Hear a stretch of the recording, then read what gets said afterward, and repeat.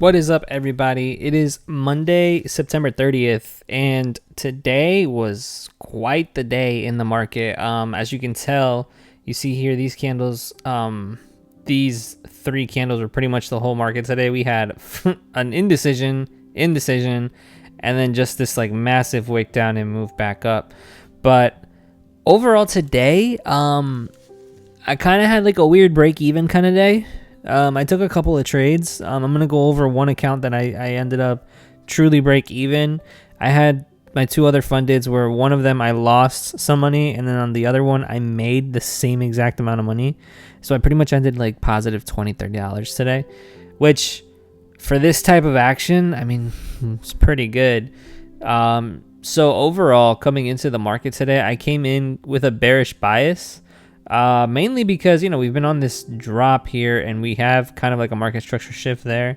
So looking at the 1 hour chart, let me try to get the drawings back on here. I turned it off momentarily because it is a mess. So there are a lot of drawings on here. I'm sorry for that. So matter of fact, let's go to NQ1. That'll make it a little bit easier. So here on NQ1, just looking at the market itself, coming into the morning here around 9 o'clock, I wanted to see if we were going to get a hourly close above this level. And then if we were going to get an hourly close above that, I wanted to see price move on up and grab this area of liquidity before moving on down. Now, the reason why is just look at this structure. It is just completely bearish, right? And we're just continuously coming down. We had a strong displacement, creating that bearish fair value gap. I wanted to see if we were going to end up holding that, or if not, continue moving on down. And if that were going to be the case, then I was going to continue playing down, targeting this draw right here as my lower end draw. And then the higher, if you wanted to go on higher, I wanted to target this level right up here. Those were the two draws on liquidity that I had. So let's actually mark those out here on NQ1. So as you can see, this one got tapped in the PM session, unfortunately. So I don't usually trade PM session. I did not get that move, sadly. So then on the 15-minute time frame, what else was I looking at here at the open? I wanted to see price trade above this fair value gap right there if we were going to continue moving on higher. Unfortunately, the candle that did that was the fact that we pretty much closed under. The next one closed under, and then the one that did hit that draw on liquidity that I had initially to see if we were going to get that. So I wanted to see if price was going to retrace back down and give us some kind of bounce at this 15-minute fair value gap to then play a continuation. If we unfortunately failed, then I was going to look to target this draw on liquidity down here, which happened at 10:30. Now, guys, NASDAQ. It usually does that. If it does this, then we're more than likely going to continue moving on down for the rest of the day. But it is Monday. It is an accumulation day. It was a little wonky. Look at this price action. We started to come on up. Failure swing high. Came down and validated that 15-minute fair value gap. Also invalidated this one here at 1 o'clock. Or really 1:15. So you could have looked for some kind of short entry right here, targeting that draw, and it would have been just beautiful. So like I said, I unfortunately did not catch that because I do not trade the PM session. So I had a couple invalidation points. I really used the 15-minute time frame to really give me that bias for what direction I should be trading on the lower time frame of the 1 minute. Just seeing how price is reacting at 15-minute fair value gaps. Like as you can tell here, failure to displace through the previous low gets bought back up, and also holding that last 15-minute fair value gap right there made it bullish. So I did enter long. So the trade that lost was a short. The trades that made me back the loss were longs. Okay, so I did trade a long here in this run up, targeting that high. I did take profits at this level here, and we'll go over that more in depth. And then we'll see. So overall, my bias was bearish, but it was kind of like in between. It was a little bit of both, really. I was kind of neutral, just waiting to see what price wanted to do, and that was going to determine whether I was going to enter in long or short. So going back to the micros here, you can see I have all these markings. I'm so sorry. It's so messy because I leave it there so I can remember during the trade recaps what I did. So I had 15-minute close below, we go lower. That was that 15-minute fair value gap. 15-minute close above, we go higher. So price came on up tapped into that draw on liquidity, failed to continue moving on higher, and we started to drop. Came back up, created an inversion fair value gap, or sorry, no, it inverted this bullish one, or this bearish one, and then I wanted to see if it was going to reclaim it, but I don't play that. I don't play reclaimed fair value gaps. That's not my approach to trading. But as you can see, price continued to dip on down. No bullish fair value gaps were formed. All right, I was looking for us to come down and target it somewhere down here, but there were no bullish fair value gaps formed on this drop here. So I was sitting and waiting, unfortunately, not finding anything. So when price came down here, displacing below these lows, hitting this right here, bouncing off of that last 15-minute fair value gap, and then coming back up into this area, I wanted to see price, you know, have some kind of continuation to continue moving down, right? Because we invalidated that 15-minute fair value gap. You see here, right here, that blue box? Price closed below that, so I wanted to see that act as resistance to price. So I did what I always do, is I look for a bullish fair value gap to get invalidated. The one that I saw was this one right here. As you guys know, that's always my entry model. Okay, if I am bearish, I look for bullish fair value gaps to get invalidated, and 9 times out of 10 that will always work out. So here is that bullish fair value gap that got created. Once we tapped into that 15-minute fair value gap, there's the rejection off of it that I wanted, invalidating that bullish fair value gap. I market ordered in at the next, after the candle closed. At this candle right here, I was a little late. Market ordered in, stop above that high, and then of course my target was the draw on liquidity that I had right here. Price then chops around, just continues to chop, and that was okay. I held on tight. Price started to move on up here, rejected off of it again. I was like, okay, this is okay. When price closed here, invalidating this bullish fair value or bearish fair value gap right there, that's when I knew the position was going to get stopped out. Now, could I have ended it there? Yeah, but I wanted to give the trade a little bit of room to breathe. I was like, maybe it's going to just do that and then continue moving down. I'm just going to stick to my stop loss. I could have ended it there and waited for more information, which I have done. I did that on Friday, right?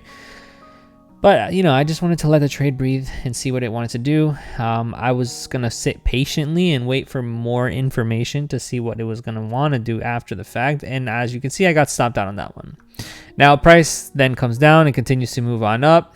It invalidates this 1 minute fair value gap right there. That was a bearish one. Obviously did not want to have any more continuation.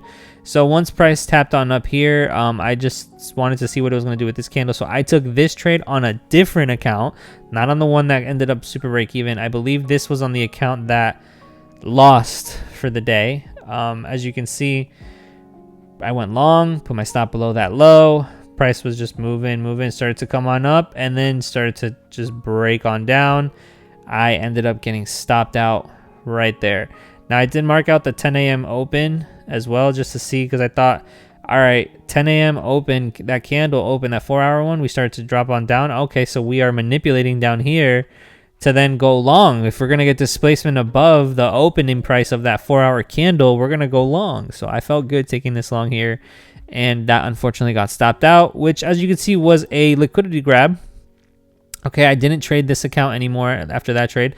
I came back to the original account that I took this short on, and I entered here. Okay, I entered in once what?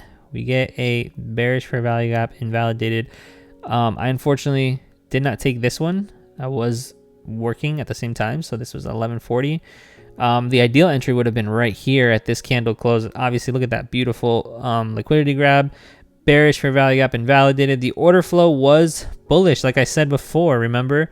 Failure to displace lower, and then invalidating a bearish fair value gap just overall looked bullish. So if I had gotten in right here, that risk to reward would have been a 2.5, targeting that high right there. But I got in a little late on that one. That was definitely my bad, but hey, the model is there. All right, 15-minute order flow looks good. You follow that on the 1 minute to find it aligning with that 15-minute, and then you just monitor the 4-hour and the 1 hour to see that the candle is forming well and that it's respecting those higher time frame fair value gaps as well. That's essentially the model that I trade. So here, as you can see, I got in, price started moving around, came up here. I actually took some of my position off at this candle, and then I just decided to close it out because it was just wicking so hard and I couldn't monitor anymore. And so this was the trade that I took on the one that was negative, and then it became positive. It became break even. This was the trade that I took on the losing account, and this was the positive trade that I took on the winning account. So essentially this trade took away the loss of this trade from those two separate accounts, and then on my bigger account I took this trade and that trade. Here was just another trade idea that I took on my Top Step eval, which clearly did not work out. And the reason why I took this one was because price was coming on up very aggressively. I figured we were going to come and target this draw on liquidity up here, which unfortunately we did not. As you can see, my risk to reward that I usually target is about a 2, almost a 1 to 2. Okay, above a 1 to 2. Now, how would we have caught this? Okay, how would we have caught this? That's a great question. Let's take a look at the 15-minute time frame. Remember what I said. As you can see, price is up here. It's hanging around. We have this high. That was a liquidity grab. Okay, let me actually take off. Let's go to NQ because it's a lot cleaner there. So that way you guys can see it better. So note this high. All right, we always start looking at the structure. Are we displacing above previous highs? In this case, we weren't, right? See, we have this high. Then we have this lower high, okay? If this was going to end up being truly bullish, like let's say this is obviously a high, a low, a lower high, lower low, boom, okay? Market structure shift. Let's call it a market structure shift, right? And you want to be bullish on this instance, okay? So we mark out this structure right there, a high to a higher low, right? That's good. That looks great. What was the next thing that needed to be put in? A higher high. Did we get a higher high? No, we got a lower high. And then what ended up happening? Now, if we are in the process of creating that higher high, you want to start marking out 15-minute fair value gaps that are supposed to hold us up, right? This one held us up. Even though we wicked, the body closed above it. Mark that next one right here, okay? Small, but it could still do it. What happens with this candle right here? We're in the process of trying to hit that high. And unfortunately, what? We displaced lower, invalidating that. Okay, well, it's right there, Koinonia. It's just right there, okay? You can't count that one. It's so close in premium. Look for something lower. Sure. Oops. We'll look at this one. Right there. Okay? What time is this? 1:15. If you waited for this one, which previously was acting as support for us, got invalidated. After 1:15, you start looking for a short setup. All right? Now we're bearish. At 1:15, let's mark out 1:15. Right there. Okay. Now, are we just going to take the first one that shows up?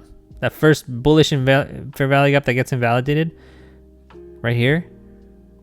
No, because if you took this one here, put your stop above this high, boom, you get stopped out, right? Quarterly theory, okay? Here we already have this quarter ending. We're in Q4. Okay, this could be a reversal of Q3, right? So we start to wait. Here we go, Q1. All right, you're bearish, right? You're bearish, so you expect Q1 to chop around, right? A little choppy action. If you're bearish, what do you want Q2 to do? You want it to manipulate above a high.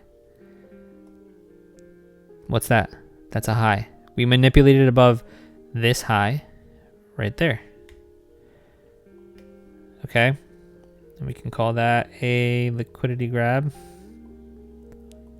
right there. And we want to look to see how price reacts in this area. Okay. What do we see here? We create a high, a low, a higher low, lower high. Oh my goodness, look at that. Lower high. Here's a bullish fair value gap that got created within that lower high. got invalidated right there. Okay, maybe you didn't want to take that one. Maybe you want to take the one that's down here. So small, sure, go ahead. All right. We got the short tool right there. Put your stop above here, or even the manipulation high. And what are you going to target? The draw on liquidity on a higher time frame. Wow, look at this trade, a 1-to-4. Very simple. Very, very simple. Accumulation, manipulation on up, distribution down. Okay, Q3 did what? It distributed down. Q4 did what? Kind of just a, just a little bit of a chop fest there. Okay, and then if you wanted to continue trading the PM, look at this. This was accumulation for the beginning of it. We manipulated down into an area of liquidity, and then we distributed on up. You could have found an entry there somehow. 100%. But if you wanted to hit this one right here, look at that. You got that great entry. The PM session offered such a clean entry. So now it's very simple. Look at the 15-minute time frame.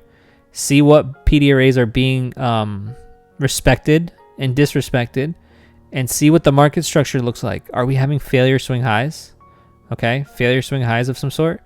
Are we disrespecting the fair value gaps that are supposed to hold up after that failure swing high to continue to make a new to fulfill that swing high that's supposed to be created, or failure swing lows? If it is, then you start looking for areas of liquidity in the opposite direction that you could target. Here's TP1 and here's TP2. Simple. It doesn't have to be complicated, guys. Okay, so hopefully you guys ended well. I mean, the PM session was much cleaner than the AM session. There was a lot of chop in the AM session. It was definitely difficult to trade all of this mess right here, but this was beautiful. Boom, bounce back up. Okay, so like I always say, I hope you guys had a great day. I hope you guys ended it green. I'm sorry that this video is so long, but I hope you guys stuck around to the end. I dropped some really good knowledge in it, and I will see you all tomorrow. Peace.